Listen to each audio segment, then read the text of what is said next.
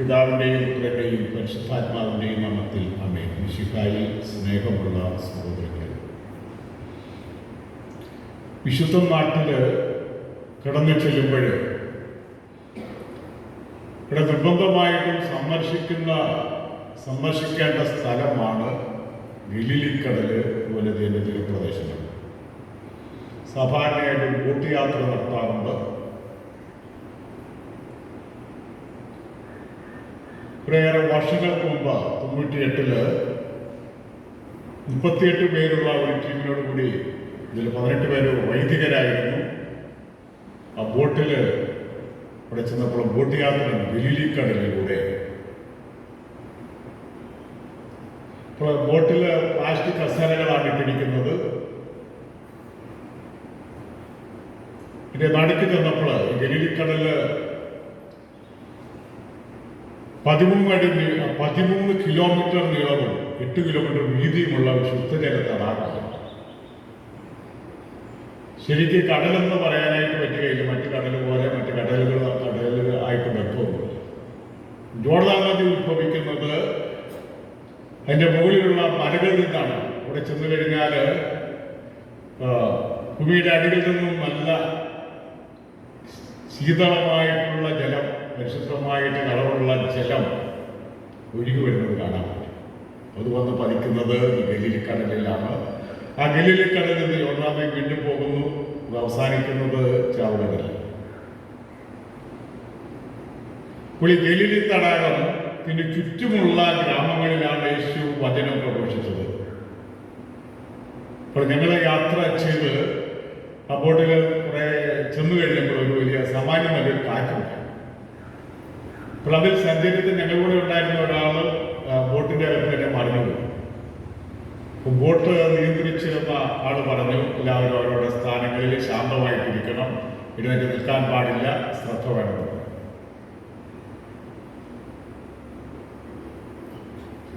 ഞങ്ങൾ യാത്ര ചെയ്യുന്നത് ഈ ആധുനിക ബോട്ടിലാണ്.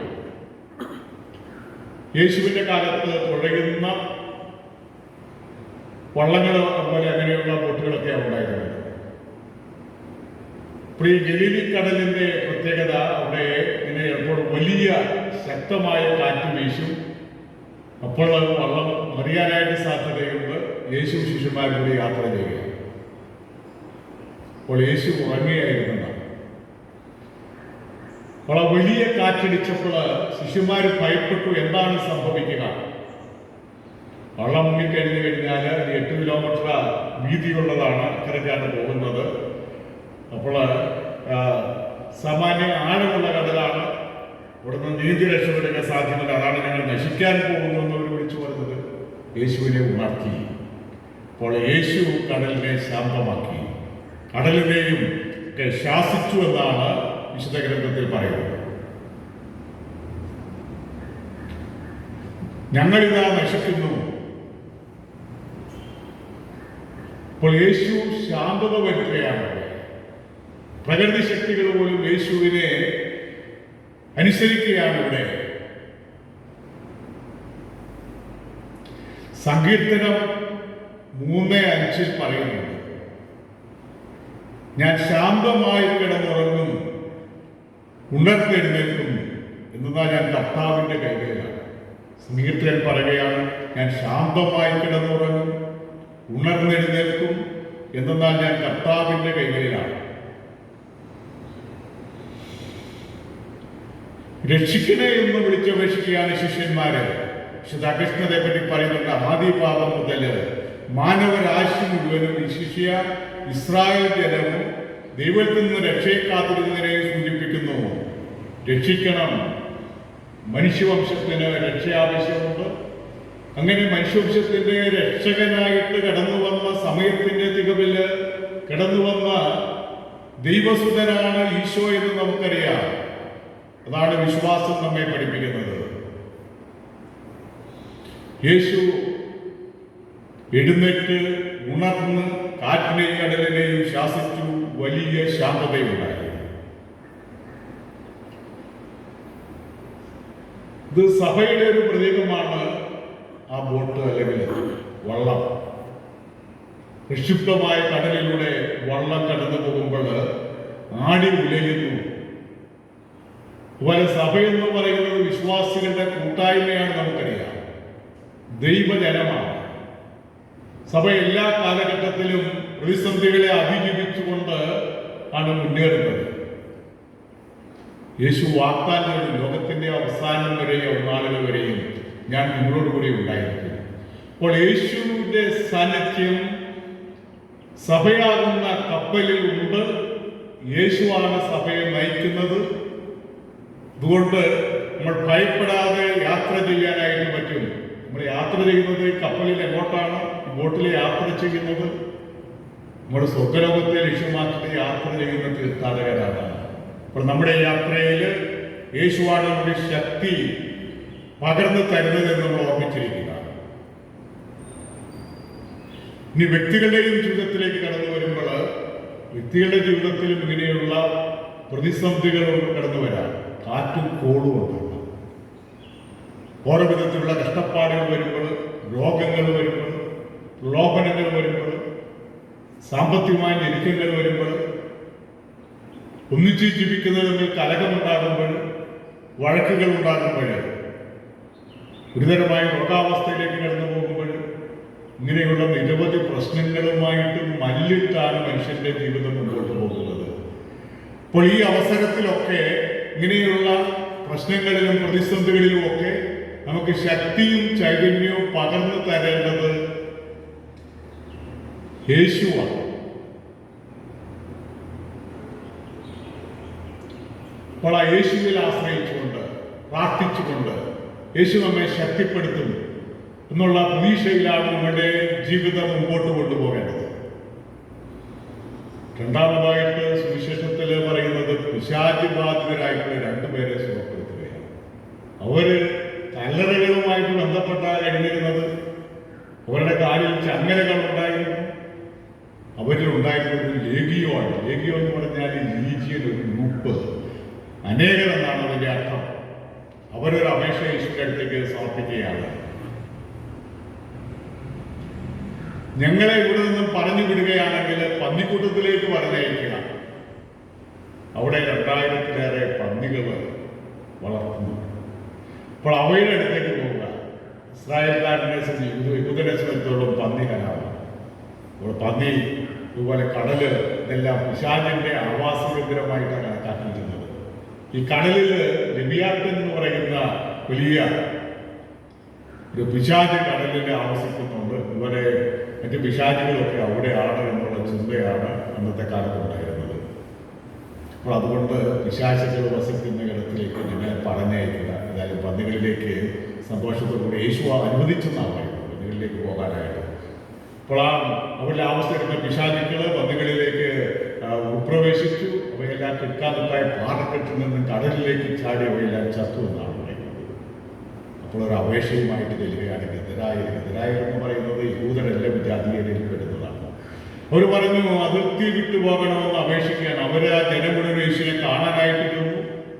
യേശുവോട് പറയുകയാണ് ഞങ്ങളെ വിട്ടുപോവുക എന്ന് അപേക്ഷിച്ചെന്നാണ് പറയുന്നത്. കാരണം അവർക്ക് ഒന്നാമതായിട്ട് സാമ്പത്തിക നഷ്ടം വന്നു. ഇവിടെ പന്നികൾ നഷ്ടപ്പെട്ടു. കാരണം അതുകൊണ്ട് യേശുവിനോട് അപേക്ഷിക്കുകയാണ് ഞങ്ങളിൽ നിന്നും അകന്നു പോകണമെന്ന്. വിശുദ്ധ ജെറോം ഇതിനെപ്പറ്റി പറയുന്നത് ഇങ്ങനെയാണ്: കർത്താവിന്റെ സാന്നിധ്യം തങ്ങൾ അയോഗ്യരാണ് എന്ന് ബോധ്യപ്പെട്ട് അവർ യേശുവിനോട് അവിടെ വിട്ടുപോകാൻ അപേക്ഷിക്കുന്നു. കർത്താവിന്റെ സാന്നിധ്യത്തിൽ തങ്ങൾ അയോഗ്യരാണെന്ന് ബോധ്യപ്പെട്ട് അവർ യേശുവിനോട് അവിടെ വിട്ടുപോകാനായിട്ട് അപേക്ഷിക്കുന്നു. തങ്ങൾക്ക് യോഗ്യതയില്ല യേശുവിന്റെ സാന്നിധ്യത്തിൽ അവിടെ ആയിരിക്കാൻ. ആ ബോധ്യം കൊണ്ടാണ് അവിടെ നിന്നും വിട്ടുപോകാനായിട്ട് അപേക്ഷിക്കുന്നത് ആ ജനതയോട് എന്നാണ് വിശുദ്ധ ജെറോം, പണ്ഡിതനായ ജെറോം പറയുന്നത്.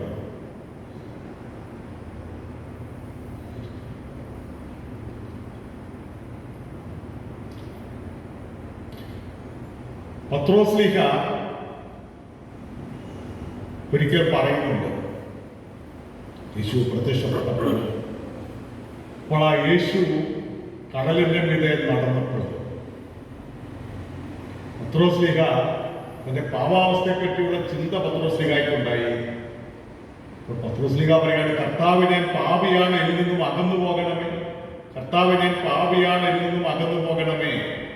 അതുപോലെ വ്യക്തികളിൽ ഈ ചിന്തയുള്ളത് നിങ്ങളുടെ പാവാവസ്ഥ പോലെ തിന്മയുടെ ശക്തി ഇതൊക്കെ പ്രബലപ്പെട്ട് കഴിയുമ്പോൾ ദൈവത്തിൽ നിന്നും അകന്നു പോകാനായിട്ടുള്ള ഒരു ആഗ്രഹം അല്ലെങ്കിൽ ഒരു ചിന്ത മനസ്സിലുണ്ടാക്കാം വ്യക്തികളിൽ. ഹണ്ട് ഓഫ് ഹെവൻ എന്ന് പറയുന്ന ഒരു ഗദ്യ കവിതയുണ്ട്, മിസ്റ്റിക് കവി ഫ്രാൻസിസ് തോംസൺ എഴുതുന്നത്. അതിലൊരു വ്യക്തി ദൈവത്തിൽ നിന്നും അകന്നു പോകാനായിട്ട് ശ്രമിക്കുന്നതിനെ വളരെ മനോഹരമായിട്ട് വിശദീകരിക്കുകയാണ്. പക്ഷെ ആ വ്യക്തിക്ക് ഒരിക്കലും തന്റെ ഉണ്മയുടെ ഉണ്മയായ ദൈവത്തിൽ നിന്നും ഒരിക്കലും അകന്നു പോകാനായിട്ട് കഴിയില്ല എന്നുള്ളതാണ് യാഥാർത്ഥ്യം. അവൻ എവിടെ ചെന്ന് വിളിച്ചാലും ദൈവത്തിന്റെ സാന്നിധ്യത്തിൽ നിന്നും മറന്നു നിൽക്കാനായിട്ട് കഴിയില്ല. കാരണം നമ്മുടെ അസ്തിത്വത്തിന്റെ അടിസ്ഥാനം നമ്മുടെ സൃഷ്ടാവ് ദൈവമാണ്. ഇങ്ങനെയാണ് ദൈവത്തിൽ നിന്നും അകന്നു നിൽക്കാനായിട്ട് കഴിയുക. അപ്പോൾ വലിയ മലകളിൽ ചെന്ന് വിളിക്കാനായിട്ട് നോക്കി, ഗുഹകളിൽ ചെന്ന് വിളിക്കാനായിട്ട് നോക്കി, പക്ഷെ അവിടെയൊക്കെ ദൈവത്തിന്റെ സജീവ സാന്നിധ്യമുണ്ട്. നമ്മൾ എവിടെ ചെന്ന് കഴിഞ്ഞാലും ദൈവത്തിൽ നിന്ന് അകന്നിരിക്കാനായിട്ട് മറന്നിരിക്കാനോ നമുക്ക് കഴിയില്ല എന്നതാണ്. താൽക്കാലികമായിട്ടൊക്കെ ശ്രദ്ധിച്ചേക്കും, പക്ഷേ ഒരിക്കലും കഴിയില്ല. മനുഷ്യനില് തിന്മയുടെ അതിപ്രസരം ഉണ്ടാകുമ്പോൾ ബന്ധനം ഉണ്ടാകുന്നു. വെറുപ്പ്, വഴക്കുകള്, കലഹങ്ങള്, വിദ്വേഷം, പക, ഇങ്ങനെയുള്ള തിന്മകൾ ഹൃദയത്തിൽ കിടന്നു വരുമ്പോൾ പ്രശ്നം ഉണ്ടാകുകയാണ്. അപ്പോൾ ഞങ്ങളെ ഇഷ്ടം പോലെ ചെയ്തേക്കാം, നിനക്കിവിടെ പ്രവേശനമൊന്നുമില്ല, നിങ്ങളുടെ ദൈവം ഇതിൽ നിന്നും അകന്നു പോകുക, നേരെ പറഞ്ഞില്ലെങ്കിലും ആ രീതിയിലുള്ള പ്രവർത്തന ശൈലിയുള്ള ആളുകൾ. ഇനി ചെറുപ്പക്കാരോട് മാതാപിതാക്കൾ എന്തെങ്കിലും സതുപദേശം പറയുമ്പോൾ കേൾക്കാനായിട്ടുള്ള മനസ്സില്ലാതെ വരിക എന്നുള്ളതും അവിടെ ഈ പ്രശ്നമാണ്. നന്മയിലേക്ക് കടന്നു വരാനുള്ള മടി, തിന്മയുടെ അതിപ്രസരം. അതുകൊണ്ട് നമുക്ക് നമ്മെ തന്നെ പരിശോധിക്കാം. തിന്മയുടെ ബന്ധനത്തിലാണോ നമ്മൾ? നന്മ ചെയ്യാനും നല്ലത് കേൾക്കാനും നമുക്ക് സന്മനസ്സുണ്ടോ? ദൈവകൃപയിലേക്ക് മടങ്ങി വരാനായിട്ട് നമ്മൾ ആഗ്രഹിക്കുന്നുണ്ടോ? ക്രൈസ്തവ ജീവിതം എന്ന് പറയുന്ന അനുസൃതമായിട്ടുള്ള തിരിച്ചുവരവാണ്, തിരുത്തലാണ്, നന്മയിലേക്കുള്ള കടന്നുവരവാണ്, നമ്മുടെ തെറ്റുകളെ തിരുത്തലാണ്. ആകയാൽ നമ്മുടെ ജീവിതത്തെ പരിശോധിക്കാം, നന്മയുടെ വഴിയുടെ നടക്കാനായിട്ട് ശ്രമിക്കാം, ഈശോയോട് ചേർന്ന് നിൽക്കാനായിട്ട് നമുക്ക് പരിശ്രമിക്കാം. ഈശോ നമ്മെ അനുഗ്രഹിക്കട്ടെ.